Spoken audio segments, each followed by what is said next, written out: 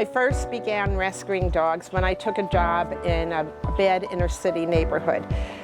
I was not aware that I would run into packs of dogs running the streets and stray cats everywhere.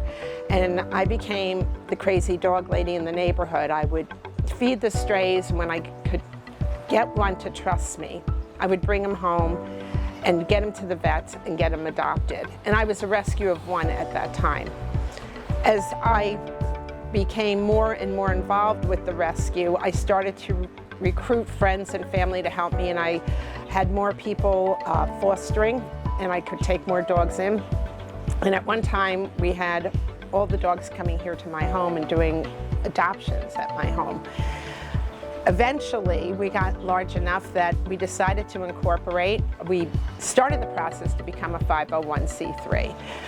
We were finalized in 2005, and since that time, we have placed successfully over 35,000 animals. We have grown, and now going from a grassroots organization with just 5 people, we are now over 325 volunteers. We are more successful in placing our animals than a lot of the larger, well-funded organizations, and I attribute that to the passion and commitment of our volunteers. They do this without compensation.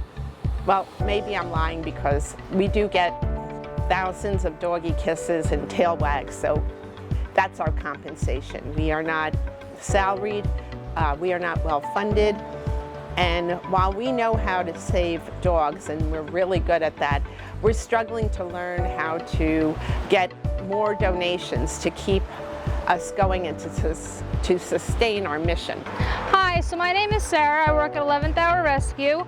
This is my handsome boy, Clutch, who chose to take my seat this afternoon. He's a 2.5-year-old Anatolian Shepherd. He's been with us for just going on a year now.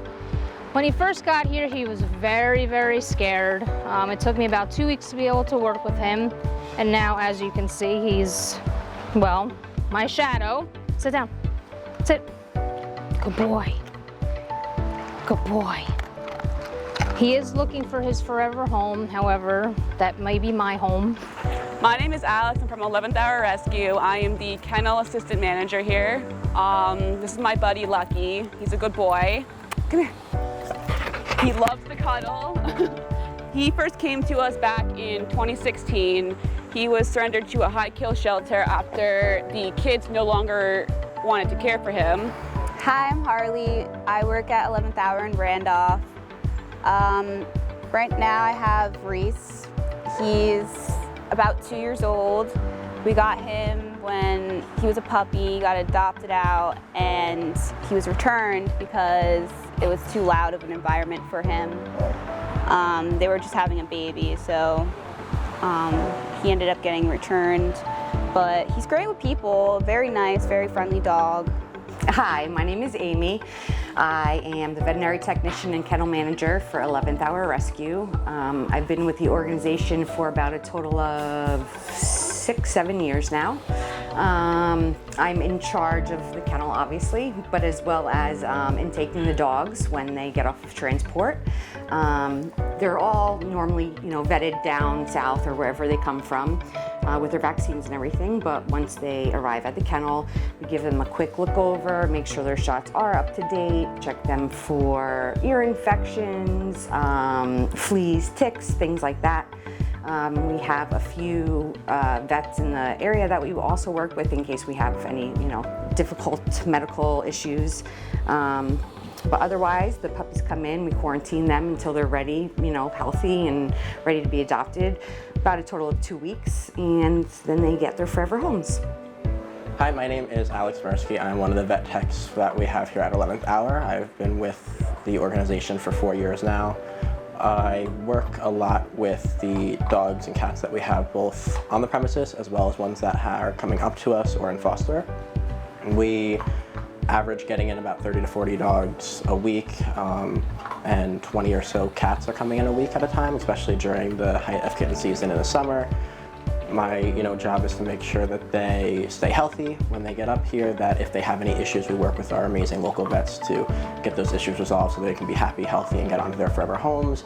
Hi, I'm Chantal. I'm the Cat Program Director here at 11th Hour Rescue, and I'm in charge of the intake of the cats and kittens that come to us.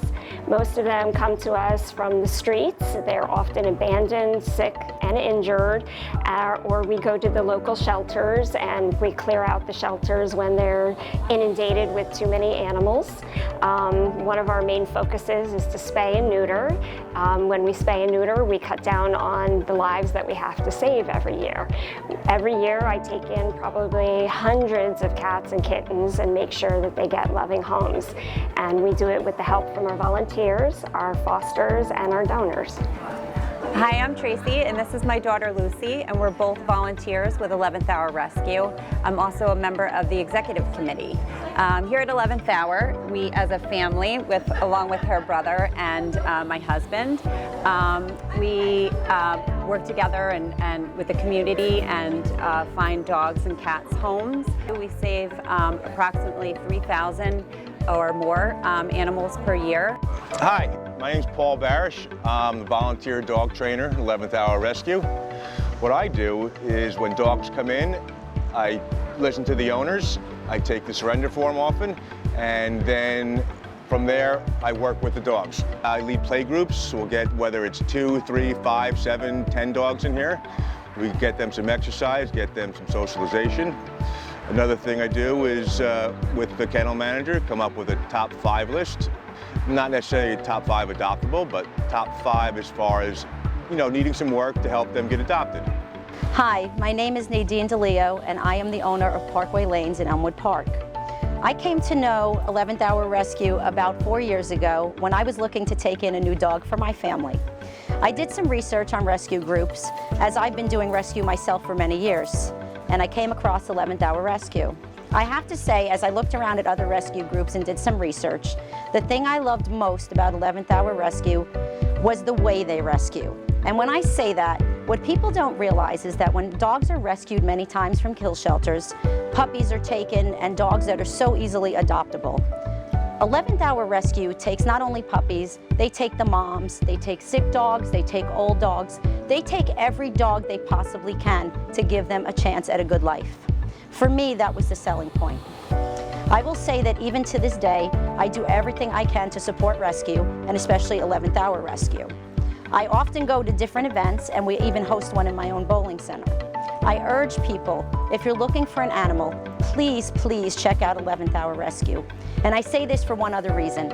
Every time we adopt a dog, we get the opportunity to save another one. I want to tell you a little bit about how 11th Hour got its start. It was a Monday morning, and I was looking at my emails, and there was one email that caught my attention. The subject line read, "Over 20 dogs to be gassed in a shelter in Georgia on Wednesday." I don't know why I opened that email, except I was not aware that we still gassed animals in this country. And I didn't know anybody in Tennessee, but I did open it, and the first thing I saw was a picture of a puppy, and then the next picture of a puppy, and then a highly adoptable dog, and an Aussie mix, and all dogs that I knew if I had them here in New Jersey, I could place them quickly. And these were all the dogs that were on the kill list for Wednesday. So I called my boss down to my office, and I asked him if I could take vacation starting that minute, and I told him there was something I needed to work on, and I showed him on the computer the dogs that were going to be killed on Wednesday, and he gave me his blessing. He said, I said, I'll be here in the office, I'll be here to answer questions, but I really need to focus and work on this. So I called the shelter, and the animal control officer answered the phone, and I asked him if he would allow dogs to be adopted out of state. And he was very polite. He said, "No, ma'am, we do not allow that." And he hung up on me. I called him right back, and I said, "Okay, would you allow a dog to go to a rescue out of state?" And again, very politely, "No, ma'am, in order to pull a dog from one of our shelters, you have to be licensed by the Department of Agriculture." And I remember at that moment feeling somewhat defeated, And he lowered his voice and he whispered on the phone and said, well, if you found somebody who had a Georgia license, I wouldn't know where the dogs were going, would I? And I went, bingo, okay. He gave me a clue on how to do this. So I called some friends and we started emailing and blogging and calling all different rescues in Georgia to see if somebody would allow us to use their license. And I finally got lucky on Tuesday, where I talked to a woman for a couple hours and she trusted me enough to let me use her license. And in the meantime, I've been calling the shelter a couple times a day to see how many dogs were left. And the numbers were going down. Some were getting reclaimed, some were getting adopted. And it was Tuesday afternoon and my boss came down to my office. He goes, how much longer are you gonna be? I really need you to work. And I told him that I thought I was going to be able to save all the dogs. But there was a couple that I didn't have fosters for, and if I couldn't find a foster, I couldn't take them. And he said, let me see them. And I showed him, and he said, all right. He goes, my wife will probably divorce me, but I will take those last few if you find nobody else. So Wednesday morning, the shelter is closed because they closed the shelter for Euthanasia Day. And I called Wednesday morning and I asked my friend now, the animal control officer, how many were left. And he told me, and I said the 5 words that changed my life. I said, I'll take them all. And I saved all those dogs in 3 days. And I got a call the following day from a volunteer at the shelter who said, I wish you could have been here when your call came in. The animal control officer turned around and shouted, nobody dies today. And we were all high-fiving and hugging and screaming. And she says, I wish you could have been here because you not only saved these dogs, you gave us hope that maybe, just maybe, we'll have more weeks where nobody dies today. And that's where I came up with 11th Hour. We go into shelters at the last minute. And we don't always get the prettiest, but we get the ones that need us the most. And that's our mission, where we now focus on dogs in death row.